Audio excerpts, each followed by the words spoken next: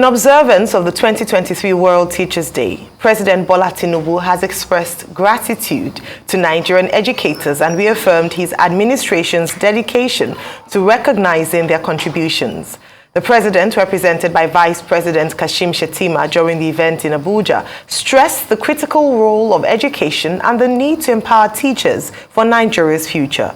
He directed the revision of current guidelines to ensure that teachers are prepared with modern teaching techniques, particularly in information technology and artificial intelligence. To preserve the wealth of experience within the education system, the president also announced the Harmonized Retirement Age of Teachers in Nigeria Act 2022, allowing educators to serve up to 40 years or until age 65. Education is a miracle that changes the fortune of a family in a single generation. Thanks to you, our dear teachers, we have broken down barriers and created a society where merit, talent, and hard work supersede the circumstances of one's birth.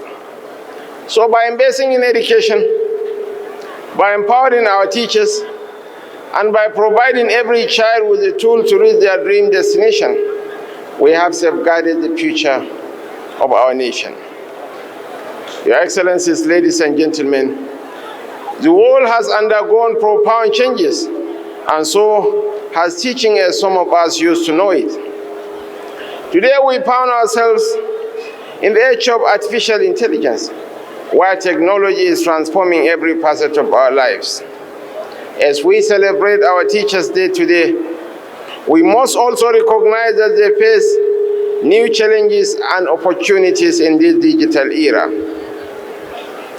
In the past, a teacher's role was simply to impart knowledge, but now it extends far beyond that. Today's teachers must not only be knowledgeable, but also technologically adaptable, and innovative. They must equip their students with skills that are relevant to an ever-evolving job market, where automation and AI are becoming increasingly prevalent. Our commitment to education must evolve with the times. Also, the House of Representatives paid tribute to teachers nationwide for their contributions in shaping everyone to become leaders in various professions. In marking the International Teachers' Day, members during plenary, presided by the Deputy Speaker Benjamin Kalu, took turns to thank teachers nationwide for their immeasurable impact on the country's social, economic, and political developments. The lawmakers acknowledged that they would not be where they are today without teachers. October 5 every year is set aside to mark the International Teachers' Day. That will raise a generation that will help in nation building.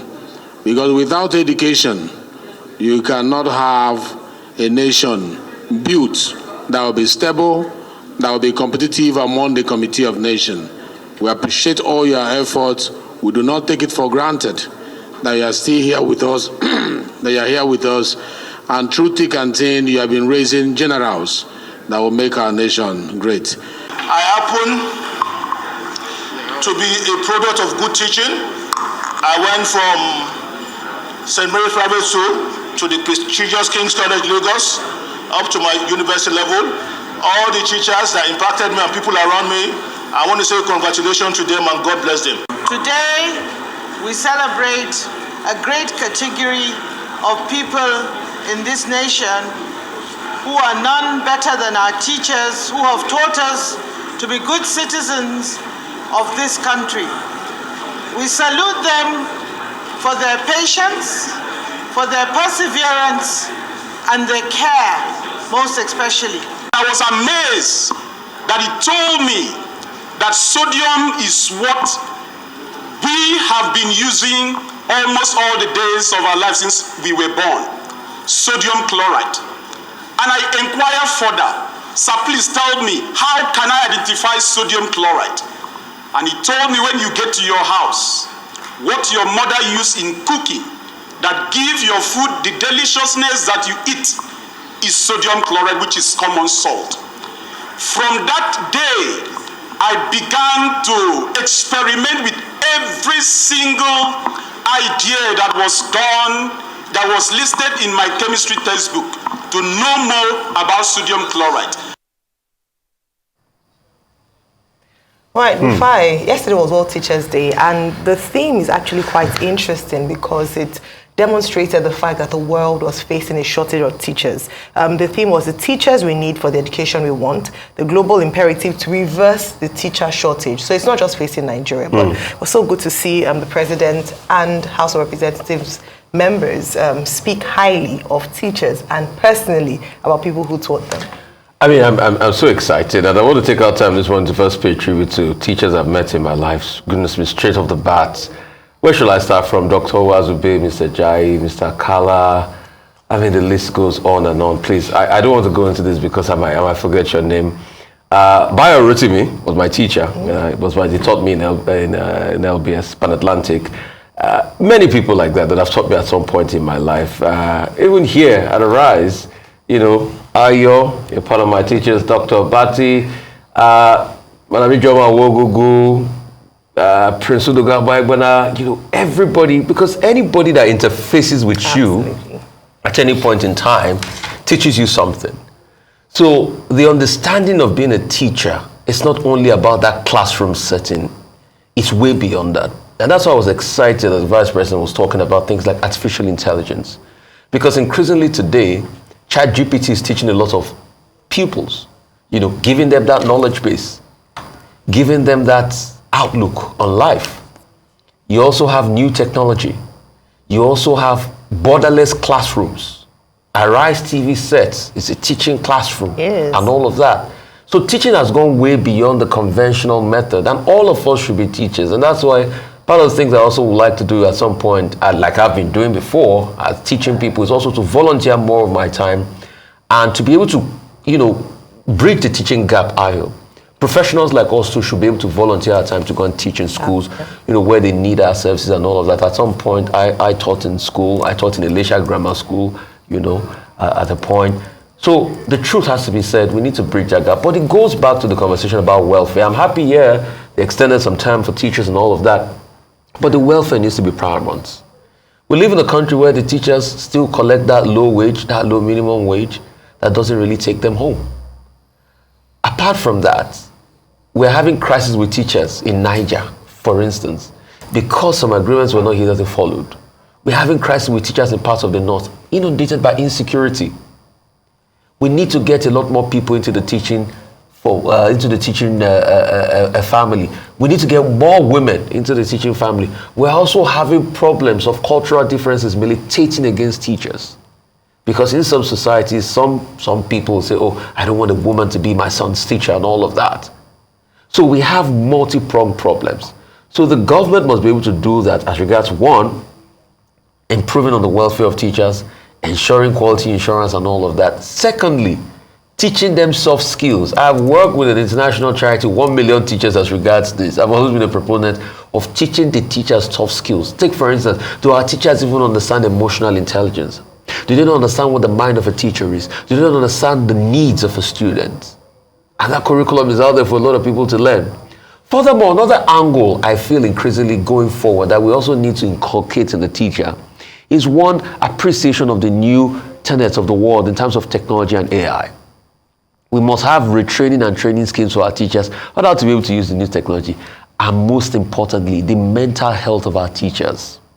You see, because our teachers play a very cardinal role, and you can't expect somebody that's going to impact generations to come to have, you know, very shoddy mental health. So we must reach out to them. We must constantly give them counseling. We must help them. We must be able to have a scheme for where our teachers can distress of all their mental burdens. Because these are the things that in turn impact society. It's a big deal. And I like to quote, Finland on this. Look at the model at which Finland uses. Before you can be a school teacher, you need to go through many years of training, up to the point of a master's degree. But for us here, we don't attach importance to it. In fact, we say, oh, it's because somebody can't get a job, you should go and teach. No, that's not it. It's a critical matter. And we need to bring our teachers back to that pride of place they truly deserve. When you look at the ratings, Nigeria falls short in terms of all the academic grades. There's a particular rating called the PISA rating, you know, that talks about numeracy. And pretty much the effect of your teachers on society. You can see countries scaling up. You can see countries like Singapore doing well on that ladder. But we still fall short on numeracy and all of that because we have not improved the prospect of our teachers. So it's not just about saying, oh, teachers should be better teachers, but how do we train and retrain the teachers, and how do we reach out to the teachers? Because the teachers too are human beings. And I was happy about something President Tinubu said in his speech, that your reward is here on earth. We keep saying the teacher's reward is in heaven. No, we shouldn't be that case. It is here. So today, I like to dove my heart to every teacher. Mr. Efeni, the list, all my colleagues, that teach me one thing, one way or the other. My teachers at some point in school, my teacher in every way, shape, or form. Kudos to all of you. Let's keep advocating, for the better welfare and better packages for our teachers. Absolutely. I'll start as well. I was going to ask you, Rufai, what your experience was since you taught at Ijesha. Elisha High School. Elisha Grammar School. How was that? It was a beautiful experience. Till date, I still have some of the students contact me, send me messages. In fact, some of them are watching now. As an animal husbandry teacher, in fact, prior to me coming, they had not had that department. And they had not had that, a teacher that will take them through. Yeah. And I took them through. And it's just the flair of impacting. That is what is most important for me. The flair of impact, the flair you have for impacting and telling the next generation that they can actually do it. Because it's not about the curriculum alone. Yes, you can write lesson notes and case study and all of that, no. But it's about how much you can impact the next generation. Absolutely. If you did a survey and asked people, the top 10 or top 5 people who've impacted their lives, I can bet you that about 90% of that would have a teacher, whether informal or formal would be part of the names. You can do a quick think right now and you'll see that some of the people who've impacted your lives in the greatest of ways are teachers. And so you imagine then if we have people who have contributed to the impact of younger people, older people, and we keep saying that in life you keep learning. So to keep learning, there must be teachers throughout a man's lifetime. These people deserve a day, or even more, where they're celebrated. And beyond that, it's beyond the rhetoric of having a gathering at a square or just meeting and acknowledging. It is what you do on a day-to-day basis. And I'm glad that the president highlighted a few things around that. He emphasized the harmonized retirement age act, and talked about the fact that the teachers should take advantage of it. But beyond that, who wants to keep working for 40 years or up to the age of 65 if the conditions are horrendous or conditions are not anything to write home about? We've often complained about teachers' remuneration.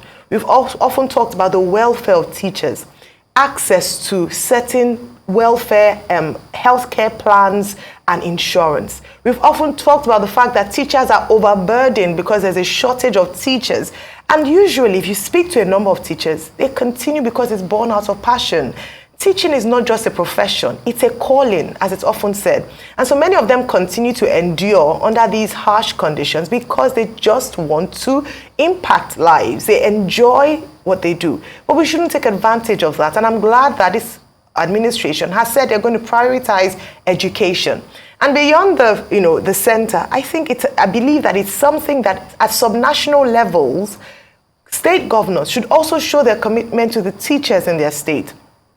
How literate are these teachers? We've said that we have a huge literacy problem, and it's not just for the students. Recall the incident in Edo State where teachers were asked to read, and some of them couldn't read. These are the people who are made responsible for the next generation of Nigerians, the next generation of leaders in Nigeria. Are you then surprised at the quality of graduates? And then we say that you have to retrain before they're able to go into the job market. If you don't fix the challenges with the teaching profession, we will continue to have underrated graduates out of university. And Rufai, like you mentioned, the example I was going to give is a Finnish example in Finland, where they had, in tackling education challenges in Finland, and now it's become the bastion for a number of countries to pick a lesson from, they upgraded the teaching profession such that teachers earn up to 44,000 euros per annum. So one of the very respected jobs, very respected in terms of the quality of training they get and retraining, the soft skills like you mentioned. So teachers are not just teaching academically, but they know how to handle people and relate with human beings.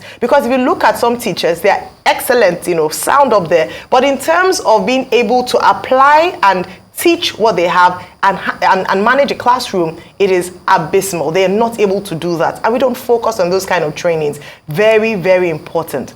Yesterday, there was an article in The Guardian talking about the fact that there was a mass exodus of, now I'm talking about teachers at high institutions, university lecturers who were moving in droves abroad. In fact, they said that about 50% of lecturers were looking for opportunities abroad. And the truth is that some of them go abroad and they then are not able to continue with their teaching practice because they just have to survive. And they said what's even worse is that those who are remaining, about 80% of them would want to leave if given the opportunity. We have a crisis on our hands, and if we don't deal with it, we're going to have our children not being raised in a way that they ought to be able to compete favorably with the rest of the world. Look at IT. How many teachers in Nigeria are comfortable with using computers or using information technology? Not many. We don't prioritize these trainings. Let's partner with organizations. I know, the British Council, the US Council, they're often looking for ways to partner with Nigerians, exchange programs. Let us invest in our teachers. It is important. It's an investment that's critical because the impact and the benefit, the returns are far-reaching. And I'll end by paying tribute to some distinguished teachers. If I talked about the fact that we learn also the lives in our workplace, our bosses, but personally, I saw a post this morning that really touched me. A lady, Sheibela, had posted about a teacher who had taught her maths when she was younger and was now teaching maths to her son. Talk about intergenerational impact. So I dedicate this to Mr. Kenneth at Corona School, who is a maths teacher, and I hope that this brings a smile, in some ways, because we also need to demonstrate to teachers that we value them. And on a personal note, my mom was my first teacher, so definitely, honoring her. And finally, Mrs. Yetunde Ajayi, who taught me, and I would never forget her indelible impact in my life. And so to all teachers out there, formally or informally, your reward is not just in heaven. We hope that you get your reward right here on earth and that you find pride and joy in the profession and calling that you've taken up. Move on to our next story. The Nigerian Immigration Service has promised the full automation of its international passport application process so as to make passport procurement easy for Nigerians. The commitment follows the clearance of a backlog of over 200,000 passports within 3 weeks to meet an ultimatum given by the new Minister of Interior, Olubunmi Tunji-Ojo, upon resumption. The automation of passport processes, expansion and creation of passport centers are some measures which will be adopted by the Nigeria Immigration Service to meet up with the new federal government mandate of a 2-week timeline for the service to process and issue international passports to eligible applicants.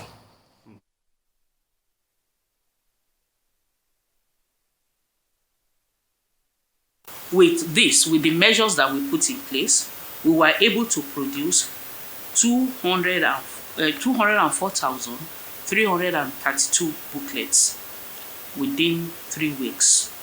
Out of this, 91,981 have been collected.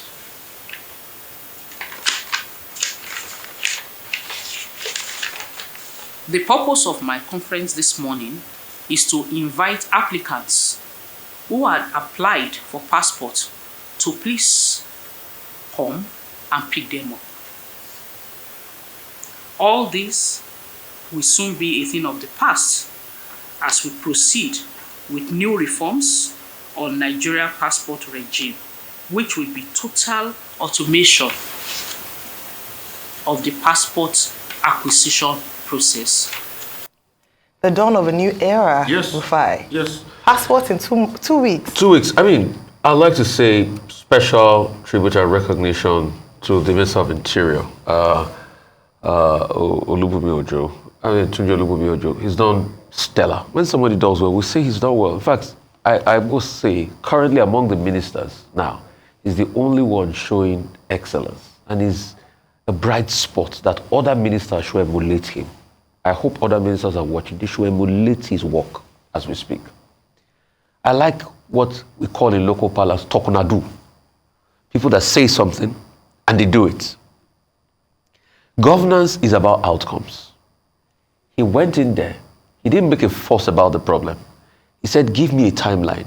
And he fixed a backlog, over 200. Whatever logistical interplay is none of our business. The most important thing is he solved the problem. And when he didn't even solve the problem within that deadline, he apologized. So you can see the level of excellence this Minister of Interior brings. And I said, good decision by President Tinubu. I make no bones about saying it. Proud to this time, our passport collection was a mess. The level of racketeering and madness going on was unbelievable. We had a former Minister of Interior that couldn't make this kind of appreciable progress. We remember how we give excuses. But Mr. Ojo did not give excuses. He got in there, he got the job done. Pure and simple. That's what we call governance. And now they are saying they are going to digitization. I thought formally that they had digitized the process. But why did the digitization not work? We all know why digitization doesn't work in this country, because people have interest. Anytime technology does not work for a government agency, it's because people have interest of backdoor. So if they can fully authenticate the process, where I do all the registration online, I just come and do the capture. And if they can even fully authenticate in such a way that they have all the technology in place, that I can even do the capture remotely, and they just come to email it to me, and all of that. So another layer should be, and I know they have that, but they should just bolster that, courier delivery and all of that. So it just shows that this thing can actually be done. It is not rocket science. We can actually fix the passport backlog, and also ensure that the revenue made from it is also channeled properly, to be able to ensure the process goes on smoothly. So on this, President Tinubu scores an A, because the achievement of Olubunmi Ojo under this passport regime, new passport regime, is the achievement of Bola Tinubu. So kudos to Bola Tinubu on this. And I must have to say, Mr. Olubunmi Ojo, you must not relent, because you see, the way we've taken our time to praise you today is the way I will condemn you if we hear any stories. I'm just telling you in advance, I don't know how to lie. The way I'm praising you today is the way I will condemn you if we hear that the system falls short. The reward for hard work is more work. A star minister today, Olubunmi Ojo, Minister of Interior. All right, so talking about making the process more efficient, he's actually said that he's hopeful that by December, Nigerians will be able to obtain a passport largely remotely. Yes. So the only thing you would need to go to the passport office to do is for the collection of your biometrics. That's all.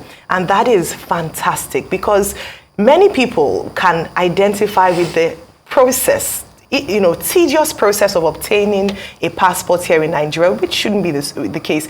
And the Minister of Interior has demonstrated that Nigeria can work. It takes willpower, and it takes people who are able, who are willing and able to do it. Now, I mean, some people are saying, I'm getting a report here that the passport is not ready. They captured in June and was built to pick up on September the 21st. Those reports should be brought up. Yes, so I'm glad. Yes, so I will praise the minister. Please attend to our director of news, who has mentioned that his personal process wasn't as seamless as it's been said. And it might be an isolated case. It might be the general case of people. So Nigerians should speak up. There's actually an app that was really promoted by the Ease of Doing Business Secretariat, reportgov.ng. I don't know if many Nigerians are aware of that, where you can report government agencies such as that if they are not efficient in their services, or you have a particular complaint. So please, reportgov.ng, free app by the government to report agencies who are not doing what they say they're doing, or perhaps are not telling the full truth when it comes to the achievements of that particular agency. But on the merit of this particular story, above board, he says that he has cleared 204,000 passports, and you can go to the passport office to collect your passport. Also talking about the fact that very soon, the same way when you apply for an international visa, the US, the UK, you don't need to go to their office to take pictures. That's so 1990s or 2000s. So it's great to see that Nigeria is moving forward in that, and we hope to see even more improvement in that particular area. We must praise that. And we're looking, and I must talk about the fact that He praised the staff members of the NIS, Nigerian Immigration Service, for working hard to actualize this backlog being, cleared off. He talked about the fact that they worked on public holidays, they worked on weekends, they worked, round the clock to ensure that this deadline was met, even though they didn't meet it by 1 week. However, in the same vein, the Minister of Interior cannot be everywhere, because who are the people that perpetuate this corruption in these offices? They are the officers. And so if this must be successful, we find, like you mentioned, that it must be sustained and maintained, then we must retrain and reorient the officers, the men and women who sit in the offices, and try to give preferential treatment if you are able to pay them some money.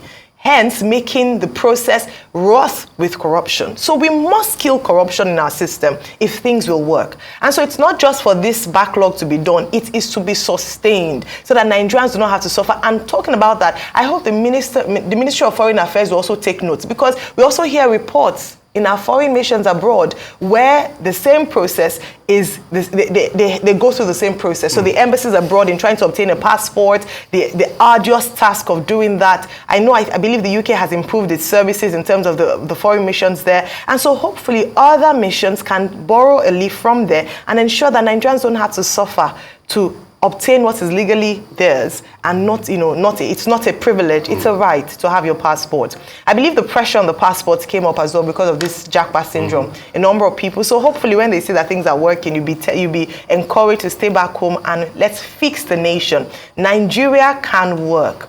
One man has transformed a particular agency.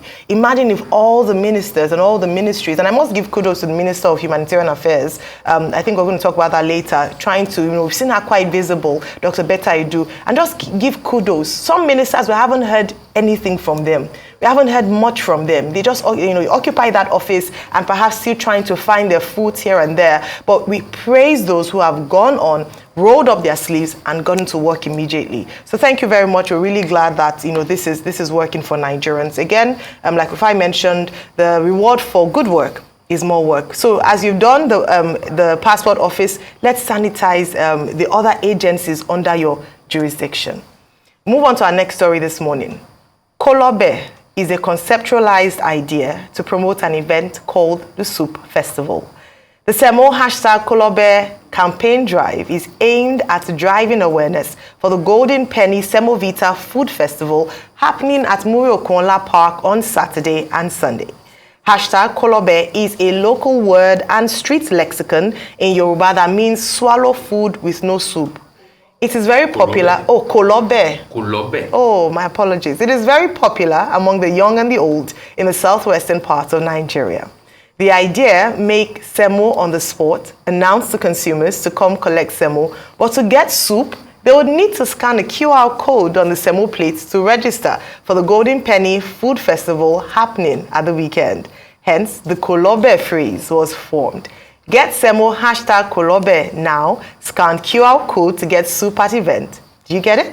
If you don't get it, then forget about it. The #Kolobe Awareness Campaign Drive was executed end-to-end in different parts of Lagos, including Marina, Oshodi, and the likes, and the campaign reached over 10,000 Nigerians.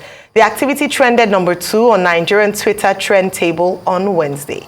This Saturday and Sunday at Muri-Okunla Park, attendance for the Golden Penny Food Festival is totally free, and participants will have the chance to eat as many soup options as they want, from egusi to eforiro to any of their favorite soup. All right, so Rufai, Kolobe. Kolobe. Kolobe. I mean, it's a good one that they are doing out there.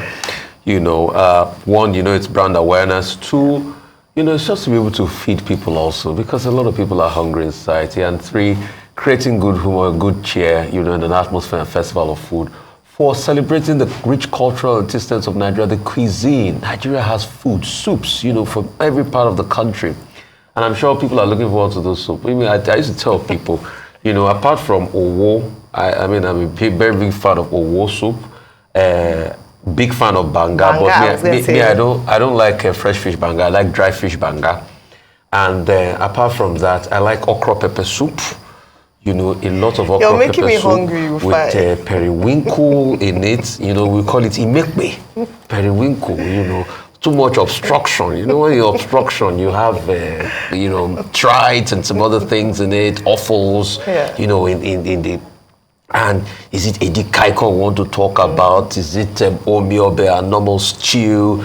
You know, is it a sauce? Is it a green peppered stew, which we called ayamashi, or fada sauce, you know, and it goes on and on and on like that. My mouth salivates, you know, when you hear it's morning, you know, it's just 8:37. There's another one I like. It's okra and vegetable. You put vegetable in it, okra, and you know, you with smoked fish and all of that. Nigeria is the best country when it comes to food. The varieties are so much. So a festival like that, people get a chance to eat, you know, apart from the bread awareness, the cultural antecedents, and because we also need to celebrate our food. Yes, we do. Our food is part of our very big cultural export. Our identity. Our music is going to the world now. Yes. Our food is also going around the world. You know, you have people opening Nigerian restaurants in Dubai and every part of the world, and it's always a delicacy. So, obeawa, when you take and you follow the, because they say kolobe, so you have to take the QR code, to scan the QR code to collect any type of soup to be able to eat with your, you know, semovita and ooh la la. Wow, what a way to describe it. What more is there to say? The only thing I think is such an ingenious... pepper soup and jollof rice. It's called ukodo in the South. Yes, I love ukodo. But I just want to say that I think that's... Unripe plantain and... Mufa is not going to allow us because he's going to tell you all his delicacies. But what I must mention is that I think it's so innovative in terms of the campaign, and it's an opportunity for us to understand and embrace the culture and the food of other ethnicities, you know, ethnic groups in Nigeria. Nigeria has over 300 ethnic groups. It's the languages that are over 500. And so it would be such a disservice to live life and just be eating eforiwo every day, or just be eating okra soup every day, when there's so many options to choose from. And I believe that's what Golden Pen is going to be doing over the weekend, in terms of you taking your bowl. So if you have the bowl, head over and get free food. I make a very salient point we find in terms of the fact that it's such an apt campaign for a time like this, where food inflation is at a very high currently. So it's a good thing to be able to feed people, and I hope more brands and more organizations will take up this initiative. Let's have soup kitchens. Yes, the government has a role to play in tackling food insecurity, but we must also play as individuals and as corporate organizations to ensure that we're working hand in hand with the government to do so, even if it is tied to brand awareness. Excellent one there. And so we look forward to hopefully seeing you at the Kolobe Festival, Food Festival. Logbobe, ni Kolobe. Go and collect soup where you don't have soup. I think you've sufficiently whet the appetite of our viewers. And so it's time for a short break. Stretch your legs and quickly hit up that warm soup in the morning with a nice bowl of semo. And of course, this weekend, don't forget, it's going to be absolutely free if you do head on to Muri Okonla.